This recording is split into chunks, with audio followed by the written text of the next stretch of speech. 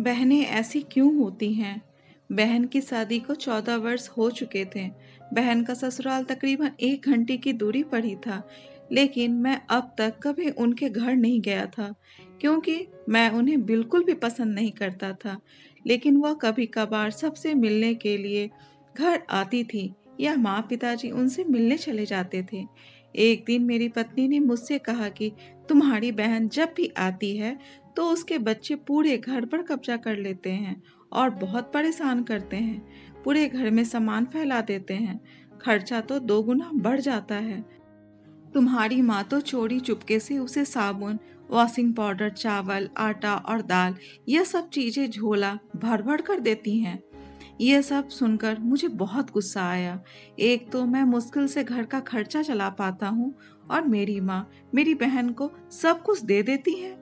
एक बार बहन घर आई थी, तभी उसके बेटे ने टीवी का रिमोट ही तोड़ दिया।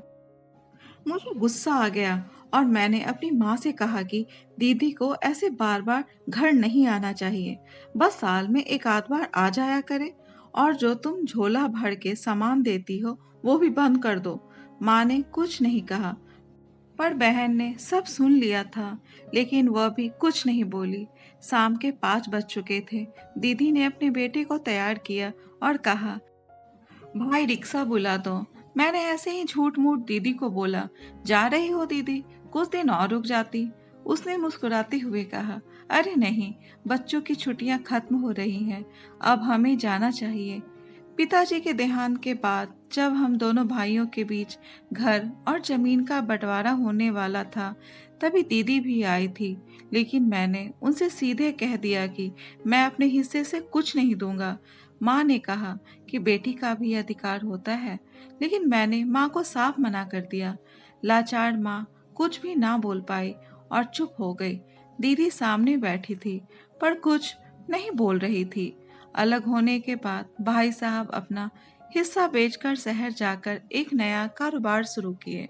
मगर जो हमने अपनी बहन के साथ किया था, उसकी सजा तो हमें मिलनी ही थी। भाई साहब का कारोबार बर्बाद हो गया।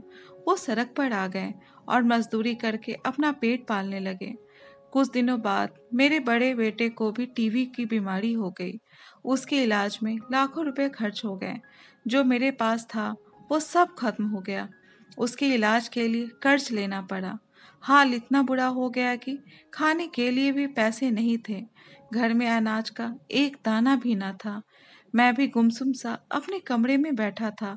तभी बहन आ गई। बहन को देखते ही पत्नी बोली, आ गई मनहूस। मैं भी गुस्सा हो गया, पर मैंने अपना गुस्सा दबा लिया। दीदी पहले मेरे बेटे के पास गई, फिर मेरे पास आकर बैठ गई। दीदी ने अपना हाथ मेरे सिर पर फेरा और कहा कि भाई तुम तनाव में हो क्या? मैं तुम्हारी बड़ी बहन हूँ। मैंने तुम्हें बचपन से पाला है। तुम्हें जानती हूँ मैं। और अब तुम मुझसे भी ज्यादा बड़े दिखते हो। कितने बड़े हो गए हो कि अपना दुख भी अपनी दीदी से बांटना जरूरी नहीं समझा। इतना कहते हुए दीदी ने अपने हाथों से सोने के कंगन निकाले और मेरे हाथों में दे दी। दीदी ने कहा, तुम पागल हो। तुम ऐसे ही टेंशन ले रहे हो। सब कुछ ठीक हो जाएगा। यह कंगन लो और अपने बच्चे का इलाज करो। दीदी धीरे से बोली, कंगन के बारे में किसी को मत बताना। तुम्हें मेरी कसम है। दीदी ने फिर से अपना हाथ मेरे सिर पर फेर दिया। उसने मुझे 4,000 रुपये भी दिए। उसमें 50 और 100 के नोट थे। शायद दीदी ने बचत करके जमा किए होंगे। यह पैसे जेब में रखते हुए बोली कि जा, घर का राशन और बच्चों को जो चाहिए ले लो, और इस तरह टेंशन लेकर मत बैठो। चलो, मुझे अभी जाना है।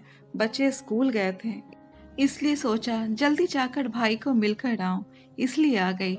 तभी मेरा ध्यान दीदी के पैरों पर गया। उसने टूटी हुई चप्पल पहन रखी थी और पुराना सलवार कुर्ता पहना था। मैं आश्चर्यचकित हो अपनी बहन को जाता देखता रहा, और वह बहुत जल्दीबाजी में चली गई और मैं कुछ नहीं बोल पाया। हम भाई कितने स्वार्थी होते हैं ना। पल भर में बहन को पराया कर देते हैं, और बहनें अपने भाई का जरा सा भी दर्द बर्दाश्त नहीं कर पाती। उसके घर में वह कई समस्याओं का सामना करती है, लेकिन मायके में अपनी सारी समस्याओं को ऐसे छुपाती है जैसे कि वो तो बहुत खुश है। हाथों में मैं कंगन लिए जोर जोर से रो रहा था। सच ही तो है कि एक बहन दूसरी माँ होती है। बहनें ऐसी ही होती हैं। दोस्तों, ये कहानी कैसी लगी? अपने विचार कमेंट बॉक्स में ज़रूर बताएं। और अगर कहानी अच्छी लगी हो तो कहानी को लाइक, शेयर और चैनल को सब्सक्राइब ज़रूर करें। कहानी सुनने के लिए धन्यवाद।